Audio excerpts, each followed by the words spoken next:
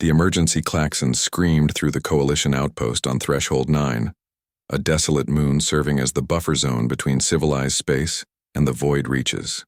Commander Zethra, a towering Krathian with obsidian scales and 4 amber eyes, burst into the security hub with unusual panic rippling across his reptilian features. "The Cubs," he hissed, his translator struggling to convey the distress in his native tongue. "Varkin and his littermates, they're gone." For most species in the Galactic Coalition, this would mean a mere inconvenience. But Krathian cubs weren't ordinary children. They were apex predators from birth, capable of tearing through reinforced steel with their developing claws by age 3. Varkin, the pod leader at merely 4 solar cycles, had already shown tactical brilliance that rivaled some junior officers. Losing track of 5 such creatures on a military installation was a nightmare scenario. The outpost went into immediate lockdown. Blast door sealed. Weapons were armed, not to harm the Cubs, but to defend against what they might accidentally destroy in their curiosity. The Krathians were newer members of the Coalition, and this incident could damage the fragile trust between their species and the others.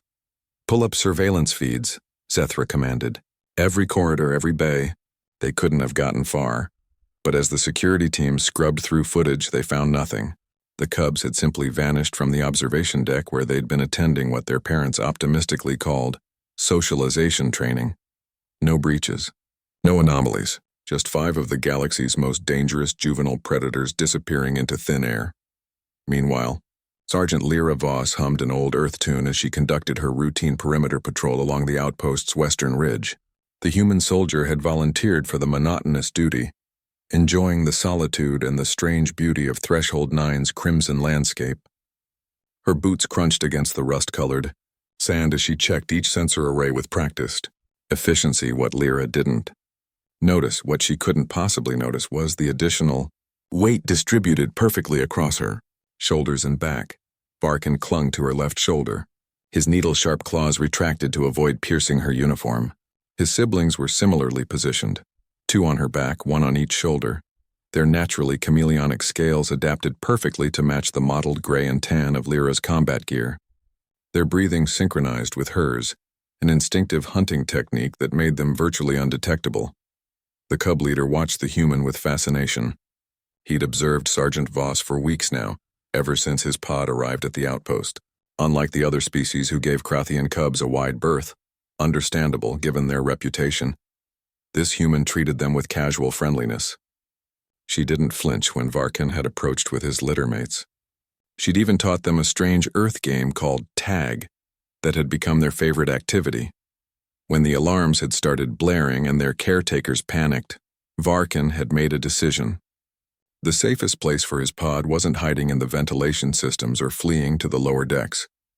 It was with the human who smelled like courage and tasted like trust when they sampled the air around her. So they'd followed her scent to the western airlock, and when she'd bent down to tie her boot, they'd silently mounted her like the pack hunters their species had evolved to be.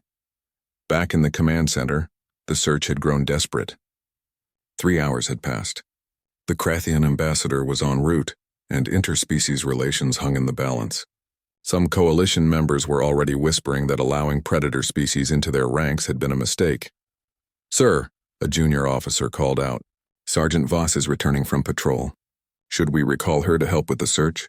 Zethra's head crest flattened in thought. The human. "She's been out this entire time?" "Yes, sir. Standard 4-hour perimeter check." Something clicked in the Krathian commander's mind. He'd seen how the cubs gravitated toward Sergeant Voss, how Varkin would abandon his lessons to watch her train, how the entire pod would cease their roughhousing when she passed, their predatory focus shifting entirely to her movements. "Bring up the live feed from her helmet camera," Zethra ordered. "Now." The screen flickered to life, showing Lyra's point of view as she approached the western airlock. Nothing seemed amiss until freeze. Enhance the reflection on the airlock window. The technician zoomed in, and there it was, the faint shimmer of chameleonic scales, the slight protrusion of a juvenile tail curled around the human's neck, barely visible in the polished metal's reflection. Zethra's translator emitted something between a laugh and a growl. "She's been carrying them this entire time. They're on her." The command center erupted in disbelief. The probability of a human unknowingly transporting 5 Krathian cubs for 4 hours seemed astronomical. But there was the evidence clear as vacuum. When Lyra cycled through the airlock, she found herself surrounded by personnel. Zethra approached slowly, trying not to startle either the human or his precious cargo. "Sergeant Voss," he began carefully, "I need you to remain very still." Lyra's hand instinctively moved toward her sidearm. "Sir, what's wrong?" "Nothing is wrong. In fact, everything is remarkably right. But I need to ask, do you feel anything unusual? Any additional weight, perhaps?" Lyra paused, genuinely considering the question. "I mean, my pack feels a bit heavier than usual. Thought maybe I grabbed the wrong one this morning." At this, Varkin made his decision. The game had been fun, but his pod was hungry, and the humans had those delicious protein bars they'd been sneaking to them. The cub leader shimmered into visibility first, his scales shifting from combat gray to their natural iridescent purple. He chirped, a sound that for Krathians meant contentment, and nuzzled against Lyra's cheek. The other 4 cubs materialized in sequence, all perfectly balanced to distribute their combined weight across the human's frame. Lyra's eyes went wide. "Oh, that explains the pack." Zethra watched in amazement as the human simply rolled her shoulders to better accommodate the cubs, showing no fear, no panic, just mild surprise and quick adaptation.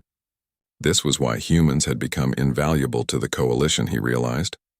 Not because they were the strongest or the smartest or the most technologically advanced, but because they were adaptable in ways that defied logic.